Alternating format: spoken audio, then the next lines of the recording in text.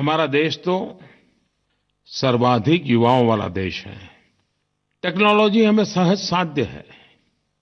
भारत जैसे देश ने तो इस क्षेत्र में सबसे आगे होना चाहिए। हमारे नौजवानों ने स्टार्टअप से काफी प्रगति की है। ये डिजिटल मूवमेंट एक सुनहरा अवसर है। हमारे नौजवान नए-नए आइडियाज के साथ, नई-नई टेक्नोलॉजी के साथ, नई-नई पद्धति के साथ इस क्षेत्र को जितना बल दे सकते हैं देना चाहिए। लेकिन देश को काले धन से, भ्रष्टाचार से मुक्त कराने के अभियान में पूरी ताकत से हमने जुड़ना चाहिए। मेरे प्यारे देशवासियों, मैं हर महीने मन की बात के पहले लोगों से आग्रह करता हूँ कि आप मुझे अपने सुझाव दीजिए, अपने विचार बताइए। और हजारों की तादाद में माइगोव पर, नरेंद्र मोदी ऐप पर इस बार जो सुझाव आए, मैं कह सकता हूँ 80-90% सुझाव भ्रष्टाचार और काले धन के खिलाफ की लड़ाई के संबंध में आए। नोटबंदी की चर्चा आई। इन सारी चीजों को जब मैंने देखा तो मैं मोटे-मोटे तौर पे कह सकता हूँ कि मैं उसको 3 भागों में विभाजित करता हूँ।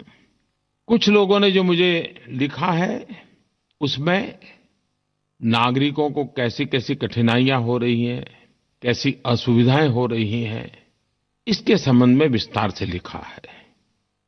लिखने वालों का दूसरा तबका वो है जिन्होंने ज्यादातर उन बातों पर बल दिया है कि इतना अच्छा काम, देश की भलाई का काम, इतना पवित्र काम, लेकिन उसके बावजूद भी कहाँ-कहाँ, कैसी-कैसी धांधली हो रही है।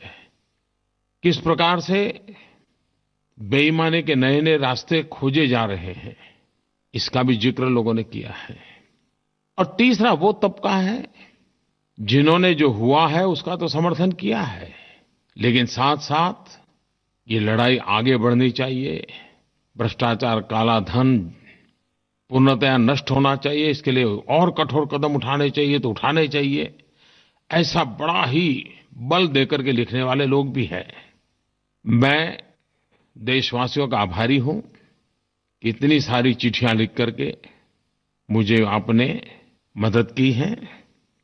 श्रीमान गुरु मणि केवल ने माइगोव पर लिखा है, काले धन पर लगाम लगाने का यह कदम प्रशंसा के योग्य है। हम नागरिकों को परेशानी हो रही है, लेकिन हम सब भ्रष्टाचार के खिलाफ लड़ रहे हैं और इस लड़ाई में हम जो सहयोग दे रहे हैं उससे हम खुश हैं। हम भ्रष्टाचार, काला धन इत्यादि के खिलाफ मिलिट्री फोर्सेस की तरह लड़ रहे हैं।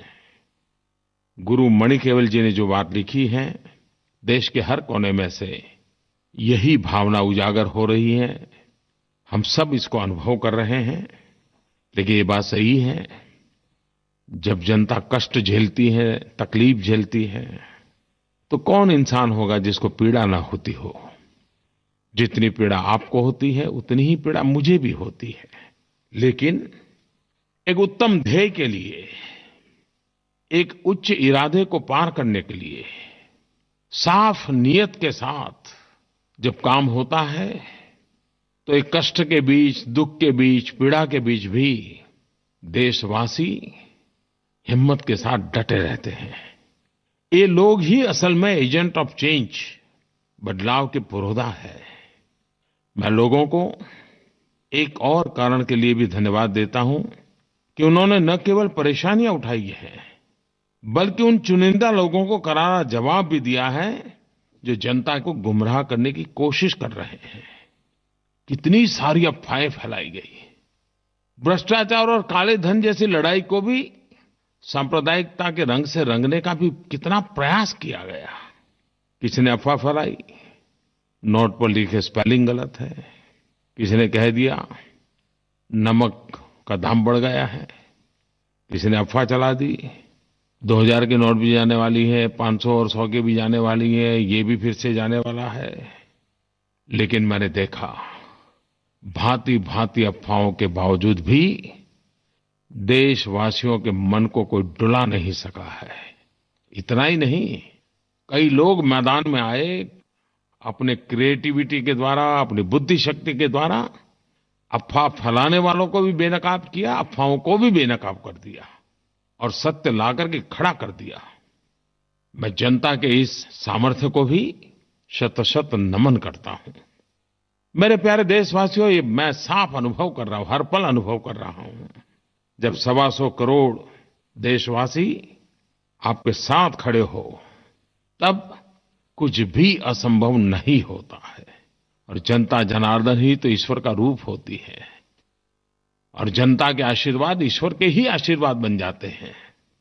मैं देश की जनता को धन्यवाद देता हूँ, उन्हें नमन करता हूँ कि भ्रष्टाचार और काले धन के खिलाफ इस महायज्ञ में लोगों ने पूरा उत्साह के साथ भाग लिया है। मैं चाहता था कि सदन में भ्रष्टाचार और काले धन के खिलाफ जो लड़ाई चल रही है, राजनीतिक दलों के लिए भी, पॉलिटिकल फंडिंग के लिए भी व्यापक चर्चा हो। अगर सदन चला होता तो जरूर अच्छी चर्चा होती। जो लोग अफवाहें फैला रहे हैं कि राजनीतिक दलों को सब छूट-छाट है, ये गलत है। कानून सबके लिए समान होता है, चाहे व्यक्ति हो, संगठन हो या राजनीतिक दल हो। हर किसी ने कानून का पालन करना ही होता है और करना ही पड़ेगा। जो लोग खुल करके भ्रष्टाचार और काले धन का समर्थन नहीं कर पाते हैं, वे सरकार की कमियां ढूंढने के लिए पूरी देर लगे रहते हैं। एक बात ये भी आती है, बार-बार नियम क्यों बदलते हैं? ये सरकार जनता जनार्दन के लिए है। जनता का लगातार फीडबैक लेने का प्रयास सरकार करती है। जनता जनार्दन को कहाँ कठिनाई हो रही है, किस नियम के कारण दिक्कत आती है, उसका क्या रास्ता खोजा जा सकता है। हर पल सरकार एक संवेदनशील सरकार होने के कारण जनता जनार्दन की सुख सुविधा को ध्यान में रखते हुए जितने भी नियम बदलने पड़ते हैं, बदलती है, ताकि लोगों की परेशानी कम हो।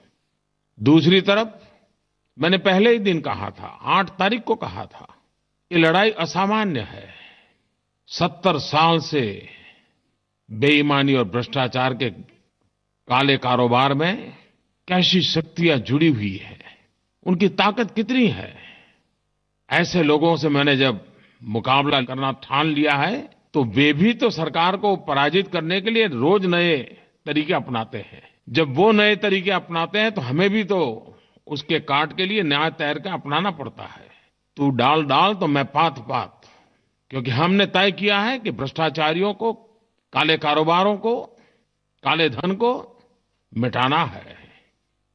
दूसरी तरफ कई लोगों के पत्र इस बात को लेकर के आए हैं, जिसमें किस प्रकार की धांधलियां हो रही हैं, किस प्रकार से नए नए रास्ते खोजे जा रहे हैं, इसकी चर्चा है। मैं प्यारे देशवासियों को एक बात का हृदय से अभिनंदन करना चाहता हूं। आज आप लोग टीवी पर, समाचार पत्रों में देखते होंगे, रोज नए नए लोग पकड़े जा रहे हैं, नोटें पकड़ी जा रही हैं, छापे मारे जा रहे हैं, अच्छे अच्छे लोग पकड़े जा रहे हैं। ये कैसे संभव हुआ है? मैं सीक्रेट बता दूं? सीक्रेट ये है कि जानकारियां मुझे लोगों की तरफ से मिल रही है। सरकारी व्यवस्था से जितनी जानकारी आती है, उससे अनेक गुना ज्यादा सामान्य नागरिकों से जानकारियां आ रही है। और ज्यादातर हमें सफलता मिल रही है, वो जन सामान्य की जागरूकता के कारण मिल रही है। कोई कल्पना कर सकता है, मेरे देश का जागरूक नागरिक ऐसे तत्वों को बेनकाब करने के लिए कितना रिस्क ले रहा है, और जो जानकारियां आ रही हैं, उसमें ज्यादातर सफलता मिल रही है। मुझे विश्वास है कि सरकार ने इसके लिए जो एक ईमेल एड्रेस इस प्रकार की खबरें देना चाहते हैं, उनके लिए बनाया है। उस पर भी भेज सकते हो, माईगोव पर भी भेज सकते हो। सरकार ऐसे सारे बुराइयों के साथ लड़ने के लिए प्रतिबद्ध है, और जब आपका सहयोग है तो फिर लड़ना बहुत आसान है।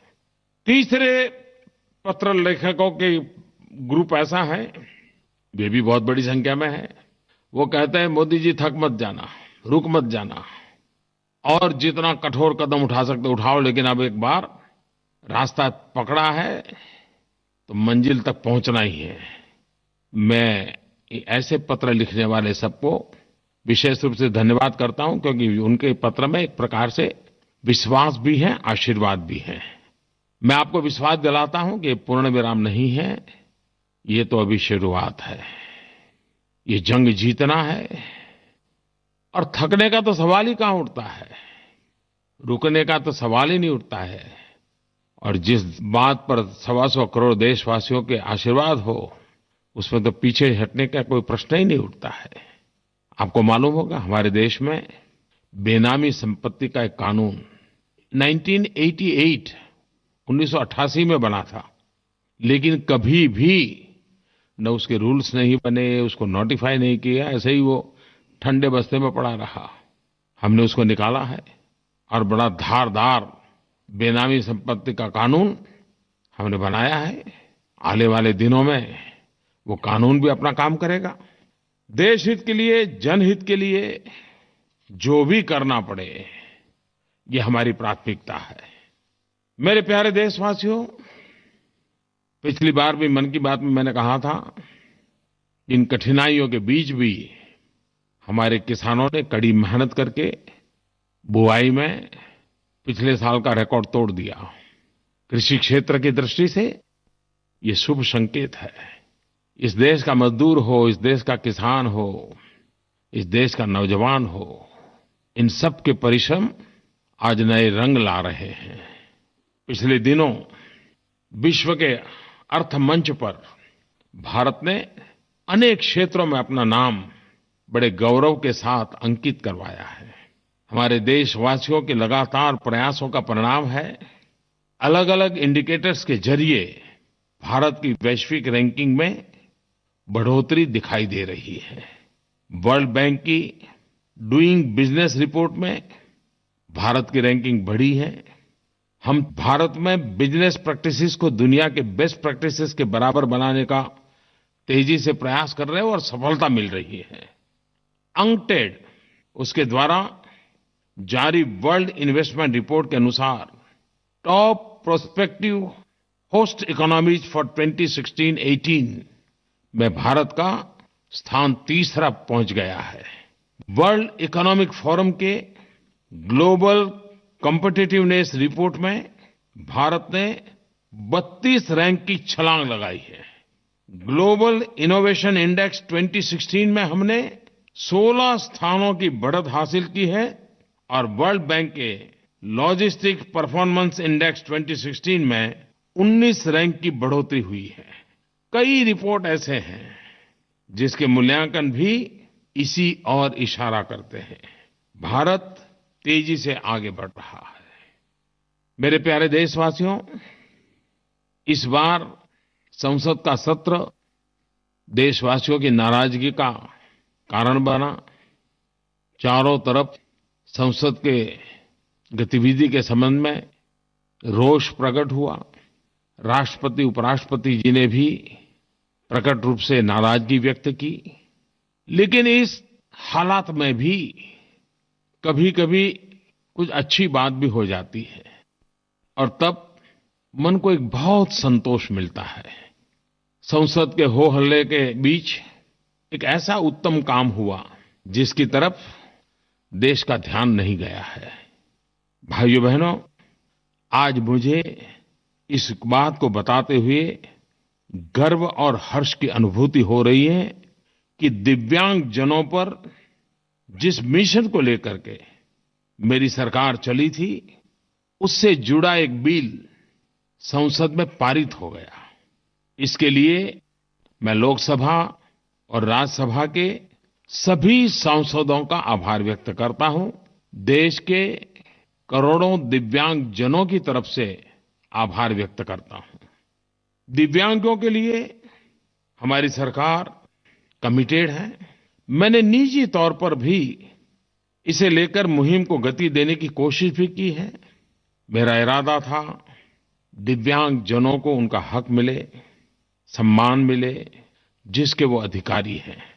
हमारे प्रयासों और भरोसों को हमारे दिव्यांग भाई बहनों ने उस वक्त और मजबूती दी जब वे पैरालंपिक्स में 4 मेडल जीत करके ले आए।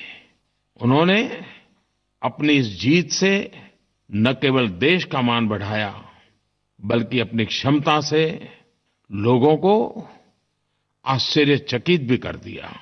हमारे दिव्यांग भाई बहन भी देश के हर नागरिक की तरह हमारी एक अनमोल विरासत है, अनमोल शक्ति है। मैं आज बेहद खुश हूं कि दिव्यांगजनों के हित के लिए ये कानून पास होने के बाद दिव्यांगों के पास नौकरी के ज्यादा अवसर होंगे। सरकारी नौकरियों में आरक्षण की सीमा बढ़ाकर के 4% कर दी गई है। इस कानून से दिव्यांगों की शिक्षा, सुविधा और शिकायतों के लिए विशेष प्रावधान भी किए गए हैं। दिव्यांगों को लेकर के सरकार कितनी संवेदनशील है, इसका अंदाज आप इस बात से लगा सकते हैं कि केंद्र सरकार ने पिछले 2 वर्ष में दिव्यांगजनों के लिए 4,350 कैंप लगाए, 352 करोड़ रुपयों की राशि खर्च करके 5,80,000 दिव्यांग भाई बहनों को उपकरण बांटे। सरकार ने यूनाइटेड नेशन की भावना के अनुरूप ही नया कानून पारित किया है। पहले दिव्यांगों की श्रेणी 7 प्रकार की हुआ करती थी, लेकिन अब कानून बना करके उसे 21 प्रकार की कर दी गई है। इसमें 14 नई श्रेणियां और जोड़ दी हैं। दिव्यांगों की कई ऐसी श्रेणियां शामिल की गई हैं जिसे पहली बार न्याय मिला है, अवसर मिला है।